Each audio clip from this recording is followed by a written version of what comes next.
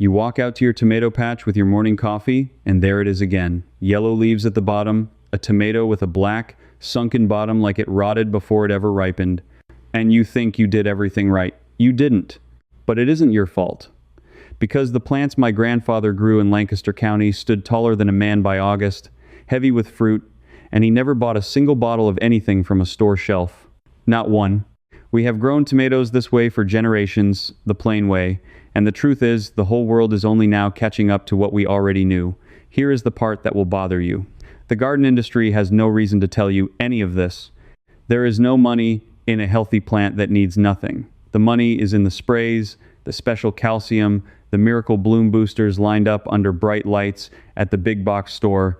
They profit when you stay confused. Stay with me, because around the middle of this, I am going to show you how to rescue a struggling, sickly tomato plant using something already sitting in your medicine cabinet for less than the price of a cup of coffee, the exact way we protected our plants when there was no store to run to. Before we go further, do me one small favor. Drop your state or your growing zone down in the comments. Just the state is fine. I want to see where you all are gardening from, because the timing of what I am about to tell you shifts a little depending on where you live, and I read everyone. I still remember being a boy, maybe 9 years old, kneeling in the dirt beside my father in the long row behind our barn. The summer the well ran low. He handed me a tin cup and showed me exactly where to pour it, right at the base, never on the leaves. I didn't understand it then. I understand it now. And by the end of this, you will too. So let's talk about the 5 mistakes that are quietly killing your tomatoes. Because you are making at least 3 of them right now, and the 5th one is the one nobody has ever told you. Let's start with the one that breaks the most hearts. That black, leathery bottom on a tomato that looked perfect a week ago. Folks call it blossom end rot, and the moment you see it, you do exactly what the store wants you to do. You panic, you drive to town, and you buy a bottle that says calcium on the front for $8 or $9.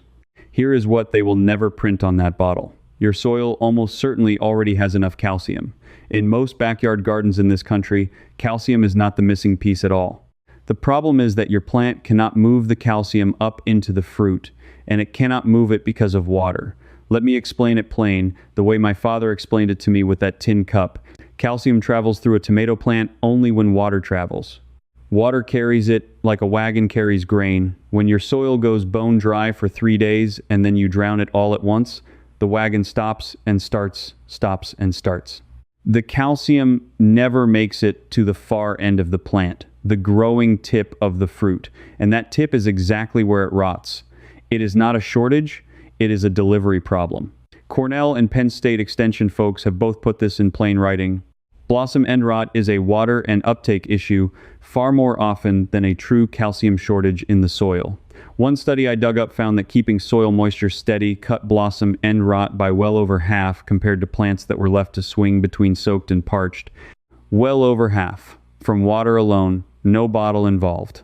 So here is what we did, and what you can do this very weekend. You water deep, and you water on a rhythm, not a splash every day. A long, slow soak 2 or 3 times a week that reaches down 8 to 10 inches, so the roots grow down deep where the moisture stays even. Then you cover that soil. We laid down straw 3 to 4 inches thick right around the base of every plant. Grass clippings work. Shredded leaves you raked last fall work. That blanket keeps the moisture from flashing off in the afternoon heat, and it holds that steady rhythm the plant needs. Do that, and the black bottoms stop appearing on the new fruit within a couple of weeks. No calcium spray, no trip to town. The $8 bottle solved a problem you never actually had. But here is what troubles me about that bottle, and it leads us straight to the next mistake. Because if calcium was never really the problem, then somebody has been selling you the wrong answer on purpose. And there is one product on that shelf that is sold even harder, promised even bigger, and it may be doing your tomatoes real harm. Walk down any garden aisle in June and someone will tell you the secret to tomatoes is Epsom salt. Sprinkle it in the hole. Spray it on the leaves. It is whispered like a family secret, passed around like gospel, and it is on 100 lists of tomato tricks. Now, my people are careful, folks. We do not throw money at what we cannot see working. And this one, when the real science came in, turned out to be one of the biggest wastes on the shelf. Epsom salt is magnesium sulfate. Magnesium is a real nutrient, that part is true. But here is what the sellers leave out. Unless your soil is actually short on magnesium, and most garden soil is not, adding more does nothing good. Worse than nothing, in fact. Dr. Linda Chalker Scott out of Washington State University put this to the test and wrote it up plain for regular gardeners. Piling on magnesium when your soil already has enough can actually block your plant from taking up calcium. Let that sink in. The Epsom salt trick can cause the very blossom end rot that the calcium bottle claims to cure. One aisle sells you the poison, the next aisle sells you the cure, and both of them take your money for a problem you created by listening to them. My grandfather never heard the words magnesium sulfate in his life. What he knew was this: if a plant looks hungry, you feed the soil, not the leaf. You do not go dumping strange salts around the roots hoping something sticks. So what did we do instead? We built the soil up before the plant ever went in the ground. In the fall, well-rotted manure and compost worked into the beds. That slow, patient feeding gave the plants a balanced diet of everything, not a megadose of one thing. If you have nothing else this year, a couple inches of finished compost worked into the top of the soil around your plants will feed them more honestly than any colored bag or bag of salt. Save your Epsom salt for a sore back and a warm bath. That is the only place it earned its keep in our house. Now, I can hear some of you already. You are thinking, that is fine for people starting a brand new garden with fresh compost, but my tomatoes are already in the ground, already 3 feet tall, already struggling right now in the heat of the season. What about me? Stay right with me, because I have not forgotten you, and in just a minute, I am going to give you the rescue for plants that are already growing and already in trouble. But first, there is a third mistake, and this one is happening on nearly every tomato plant I see in English backyards, and it is the reason so many of them turn brown and die from the bottom up by the end of July. Look at the bottom of your tomato plant right now. Are the lowest leaves touching the soil or hanging just above it? If they are, your plant is under attack, and the attacker lives in the dirt. Here is the thing almost nobody explains. The deadliest tomato diseases, the ones with names like early blight and septoria leaf spot, they do not blow in on the wind first. They live in the soil, in tiny spores, waiting, and every time it rains and every time you water, those drops hit the ground and splash upward, and they carry those spores right onto the underside of your lowest leaves. That splash is how the sickness climbs into your plant. Then it spreads up, leaf by leaf, and you watch your plant die from the ankles up. Once you know that, the fix is almost too simple to believe, and it costs you nothing. You take off the bottom leaves. Every leaf and branch on the lowest 10 to 12 inches of the stem, snap it clean off, so there is bare stem between the soil and the first leaves. Now the splash from the rain has nothing to land on. You have cut the ladder the disease was climbing. The extension research backs this up cold.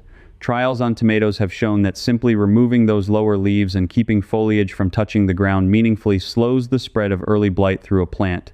Pair it with that straw mulch I mentioned, and you have done two things at once. The mulch stops the soil from splashing at all, and the bare lower stem gives the spores nowhere to land, even if it does. That is a 1 to 2 that a fungicide in a bottle cannot match, and it costs you nothing but 10 minutes on a Saturday. My father did this every single year without ever knowing the word septoria. He just knew that a plant kept up off the ground, stayed healthy, and a plant left to sprawl in the dirt got sick. He learned it from his father. The extension folks proved the why of it 100 years later. And while you have your hands on that plant, pruning those bottom leaves, there is something else you should be doing that most people get exactly backward, because they are cutting the wrong things and letting the plant waste half its strength on growth that will never feed them a single tomato. Between the main stem of a tomato and every leaf branch, right in that armpit, a new little shoot grows. We always called them suckers, and that is a good name for them because that is exactly what they do. They suck.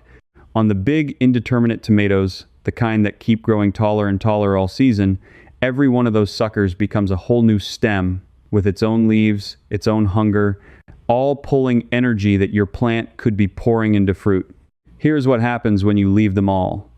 The plant turns into a giant green bush, beautiful, thick, leafy, and light, because it put all its strength into making leaves and branches instead of ripening tomatoes. you get a jungle with a handful of small fruit hiding in it. Now let me be careful and fair here, because this is where a lot of advice goes wrong and steers you crooked. This pruning is for the tall, vining, indeterminate types. If you have the bush types, the determinate ones that grow to a set size and give all their fruit at once, you leave them mostly alone because they only fruit at the tips and cutting them costs you your harvest. So know what you have. If you are not sure, that is another good thing to tell me in the comments, and I will help point you right. For the tall vining kind, here is the plain rule we followed. Pinch out the suckers while they are small, no bigger than your finger, first thing in the morning when the plant is stiff with dew and they snap off clean. Do not cut every last one.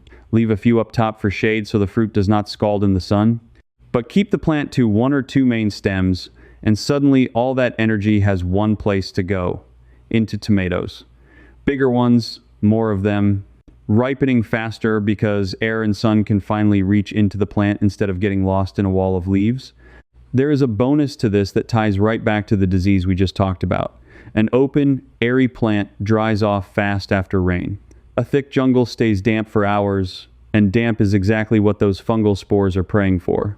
So, thinning your plant is not just about bigger fruit. It is about a plant that dries quick and stays healthy. One simple habit, 2 problems solved. Now, I promised you something, and I keep my word. You have been patient. And here is the rescue for the plant that is already struggling, already in the ground, already halfway through the season, and looking rough. This is the one I would tell my own neighbor over the fence.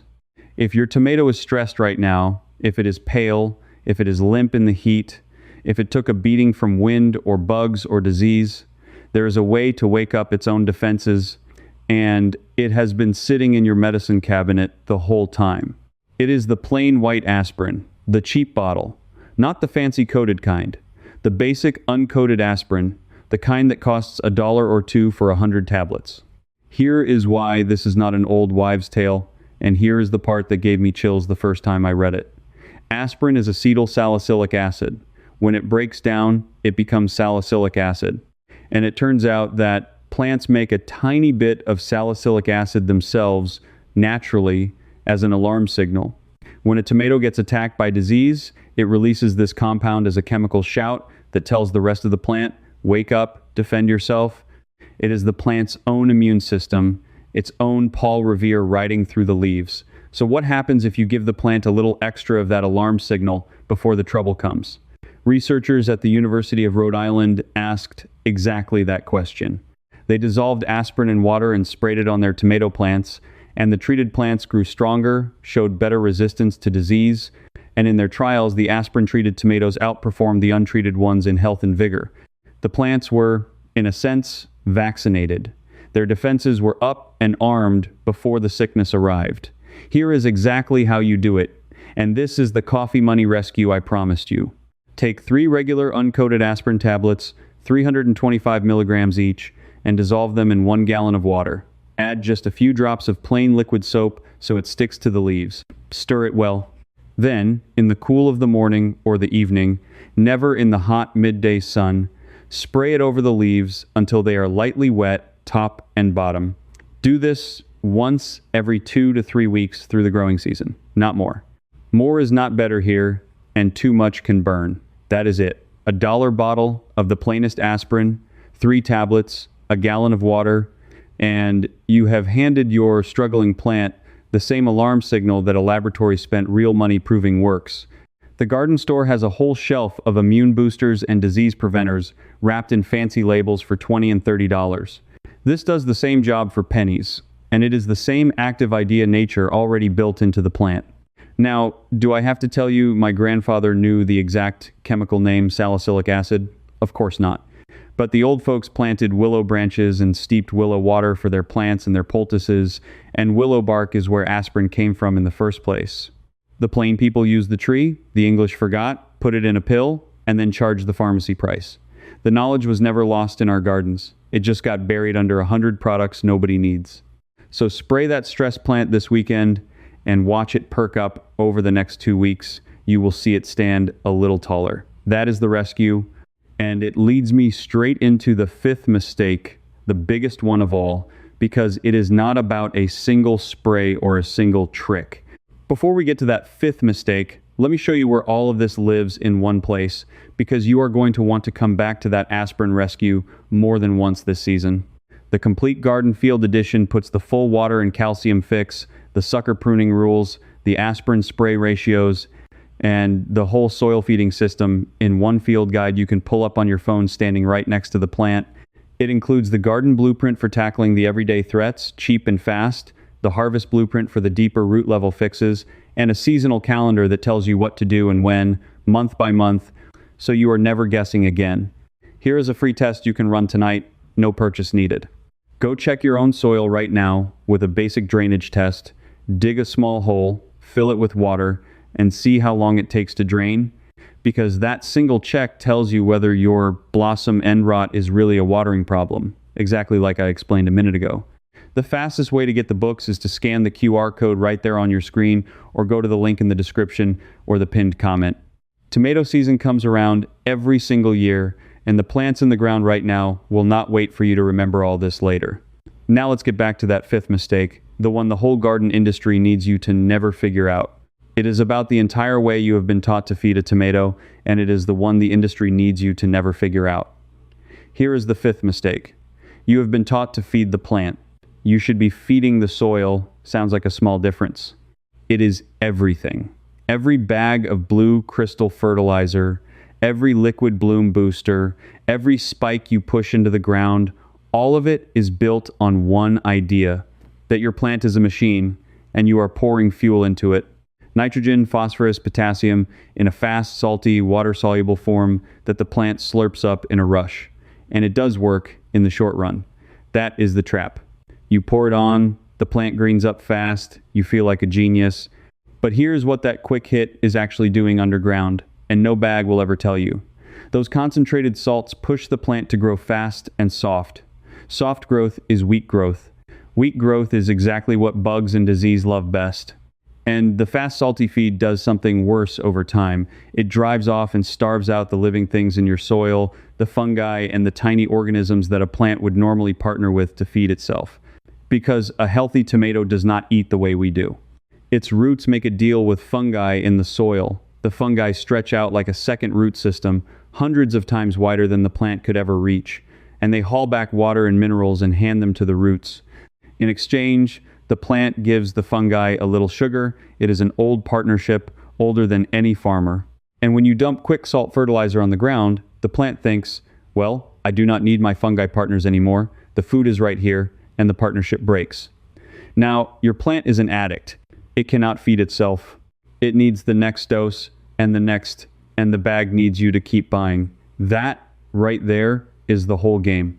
An entire industry built not on making your plant healthy, but on keeping your plant dependent, on keeping you dependent. A tomato that can feed itself from living soil is a tomato that buys nothing, and a company cannot survive selling you something once. My people fed the soil, and the soil fed the plant, and we never bought a bag of any of it. Here is how, and every bit of it you can start this weekend, even on an established garden that is already growing. First, compost.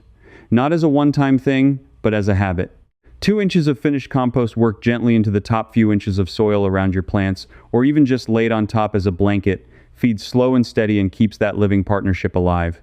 Kitchen scraps, leaves, grass, all of it rotted down into black gold that costs you nothing but patience. Second, and this is the one my grandmother swore by, comfrey. If you have never grown it, plant one this year in a corner and you will have it forever. Comfrey sends roots down 6-8 feet into the subsoil and mines up minerals that your tomatoes could never reach on their own, especially potassium, the very thing tomatoes crave to make fruit. You cut the big leaves, a few handfuls, stuff them in a bucket of water, let it sit a couple of weeks until it turns into a dark, honestly foul-smelling tea, and you water your tomatoes with it, diluted about 1 part tea to 10 parts water. That is your bloom booster. That is your fruit fertilizer. Free from a plant that grows like a weed, made from minerals pulled out of the deep earth for nothing. And if comfrey is more than you want to fuss with this year, here is the simplest soil feeder of all, those grass clippings and shredded leaves I keep coming back to. Lay them around your plants as mulch, And as they break down, they feed the soil life all season long, slow and gentle, the way nature always intended. You are not fueling a machine, you are building a living thing under the ground that does the feeding for you. I want to stop here for a moment for those of you standing in a garden that is already full grown, already planted, maybe already a little sad looking, thinking all of this sounds like something for next spring. It is not. Every single thing in this fifth part you can do this weekend on plants already in the ground. Lay the mulch down now, right around the base, today. Scratch a little compost into the top inch of soil, gently, without tearing up roots. Start a bucket of comfrey or even just weed steeping for a feed in 2 weeks. You do not need to tear anything out and start over. You never do. The soil starts healing the day you start feeding it, no matter how far into the season you are. That is the thing the plain life teaches you that the modern world forgot. You work with what you already have. You do not rip out and replace. My grandfather gardened the same ground his whole life, and that ground got richer every single year, not poorer, because he put back more than he took. He never once bought soil in a bag. The idea would have made him laugh. You mean to tell me a man pays money for dirt when the good Lord gives it away and asks only that you tend it? He could not have imagined it. So let me bring the last piece together, the finale I have been holding, because there is one more thing, and this is the one almost nobody has ever heard, and it ties the whole season together. We have talked about steady water, about skipping the salts, about pruning the bottom and the suckers, about the aspirin rescue, about feeding the soil. But there is a way the old folks got tomatoes to ripen faster and sweeter at the end of the season, right when the nights start turning cool and you are staring at a plant full of stubborn green fruit that will not turn. And it goes against everything the modern advice tells you. You stop being kind to the plant. Here is what I mean, and here is the science that finally caught up to it. Late in the season, when you have all the fruit you are going to get, a tomato plant will keep trying to grow new leaves and new flowers and new little green tomatoes that will never have time to ripen before the cold. It is pouring its energy into growth that will die on the vine. So the old way was to force the plant to change its mind, to make it stop growing and start ripening what it already has. 3 moves, all at once, in the last 4 to 6 weeks before your first expected frost. First, you top the plant. You cut off the entire growing tip of each main stem, the very top. This tells the plant, plainly, no more new growth, finish what you started. Second, you pinch off every new flower, because any bloom now is a tomato that will never ripen and is only stealing energy from the fruit you already have. Third, and this is the part that feels almost cruel, you cut back on the water. You let the plant get a little stressed, a little dry. Why does the dry stress work? Here's the beautiful part. When a tomato plant senses hard times coming, when it senses drought, it does something ancient. It rushes to ripen its fruit and finish its seeds, because its whole purpose is to make the next generation before it dies. Stress tells the plant, your time is short, finish the mission. And research into water stress in tomatoes has shown that a controlled dry down late in the season not only speeds ripening, it concentrates the sugars in the fruit because there is less water diluting them. Less water, more sugar, sweeter tomato. The stressed plant gives you the sweetest fruit of the whole year. Top it, pinch the flowers, ease off the water. Do those 3 things a month before frost, and you will watch a plant full of hard green fruit turn red faster than you have ever seen it, and taste sweeter than any tomato you ever bought. This is how the plain people beat the frost every single year, long before anyone talked about garden zones or ripening agents. We simply understood the plant, and we used its own nature to get what we needed.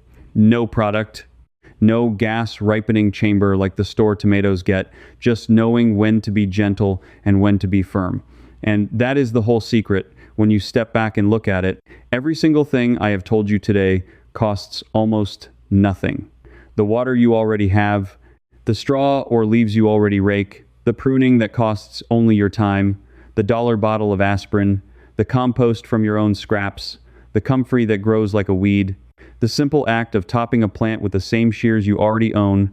Somewhere along the way, the outside world got convinced that a good garden comes out of a store in bags and bottles and blue crystals, and every one of those things has a price tag and a company behind it that needs you to come back next month. My people were never sold that story because we were never in the store to hear it. And so we kept doing the plain, cheap, patient things that actually work, the things a laboratory is only now writing down and proving true, one study at a time. You did not lose this knowledge because you were careless. It was quietly taken from you, replaced one aisle at a time with something you could pay for. But you can take it right back. Starting this weekend with the water and the mulch and the shears and the dollar bottle of aspirin, that is all it ever took. You are the kind of person who refuses to keep overpaying for what nature and the old ways already give away for free. That is not being cheap. That is being wise. That is stewardship, making the most of what you have been given and wasting nothing. My grandfather would have called you a good neighbor. Now do me that favor, I asked at the start. Tell me your state or your growing zone down in the comments, and tell me this too. Are you growing the tall vining tomatoes or the short bush kind? Because that changes how you prune, and I want to help you get it right. Write it down there. I read them and I answer. And if you would like to keep sitting at this fence with me, learning the plain ways the modern world forgot, then subscribe and stand with the folks who are taking this knowledge back, one garden at a time. This is not about a channel. It is about not letting the old wisdom die quiet. Next time, I am going to show you the one thing my grandmother buried at the bottom of every single planting hole, something most people throw straight in the trash that fed her tomatoes all summer long without a drop of fertilizer. Most folks have several of them in the kitchen right now and never knew what they were worth. I will see you there. Now, this video gave you the overview, but there's more. Join me inside the Amish field circle, and I'll walk you through the full Amish tomato method right where this video left off. When something puzzles you, ask me directly, and I answer you myself, not some machine. You won't be alone either. Old ways growers just like you are, already inside with me. Point your phone at the code, cancel anytime. I'm Eli, come on in. Now that you know the mistakes to avoid, let me show you the simple trick that fills your plants with tomatoes instead of just leaves. It's starting right here, so stay with me.